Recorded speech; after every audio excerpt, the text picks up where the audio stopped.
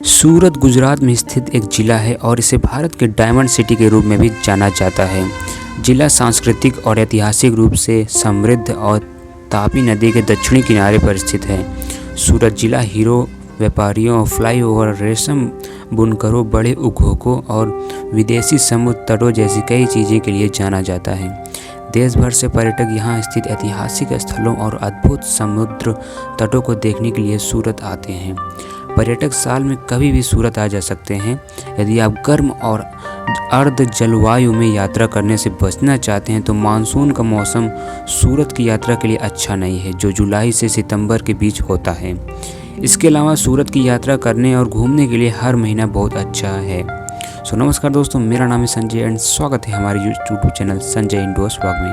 और आज हम बात करेंगे सूरत के इतिहास और वहाँ पे घूमने के स्थान के बारे में। आइए जानते हैं इसके बारे में। सूरत का इतिहास।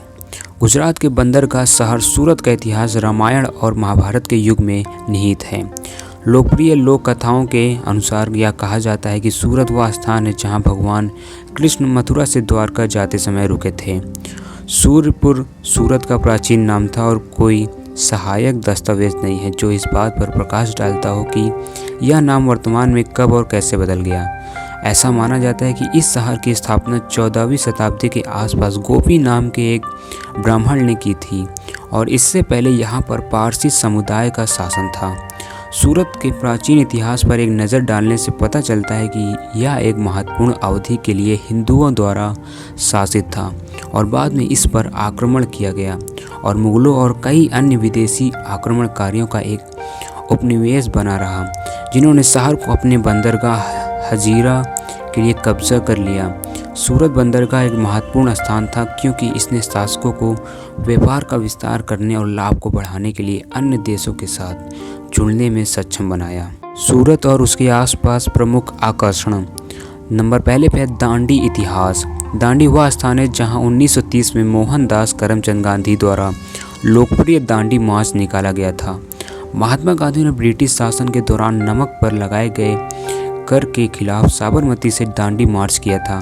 दांडी मार्च या नमक मार्च में गांधी जी के कई अनुयायियों ने भाग लिया था और यह भारत के स्वतंत्रता संग्राम का एक प्रमुख आंदोलन था। नंबर दूसरे पे है द ब्लैक सैंड डूमस बीच।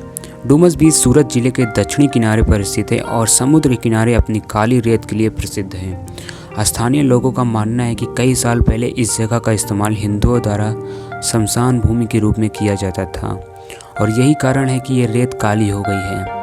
हालांकि कई लोगों का मानना है कि भूमि में लोहे की उच्च सांद्रता के कारण रेत काली है और धूसर हो गई है।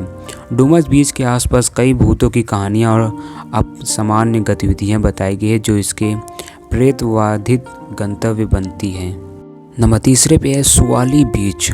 सुवाली समुद्र तट पर सुवाली समुद्र तट सूरत के लगभग 20 किलोमीटर दूर स्थित है और कोई भी स्थानीय परिवहन जैसे टैक्सी या बस से वहां जा सकते हैं। समुद्र तट काले और भूरे रंग की रेत से ढका हुआ जो आगंतुकों के लिए मनोरंजन का एक दृश्य है। समुद्र तट को भारत के सभी समुद्र तटों में सबसे साफ माना जाता है। सुवाली बीच में इनमें से एक गुजरात के घूमने के लिए सबसे अच्छे पर्यटन स्थल हैं।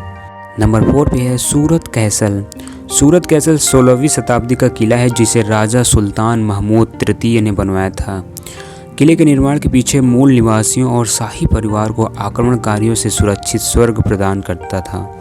इस महान निर्माण को देखने के लिए देश भर से पर्यटक यहाँ पहुँचते हैं। सूरत कैसे पहुँचा जाए? सूरत पहुँचने के लिए आपको 3 माध्यमों की ज़रूरत पड़ेगी।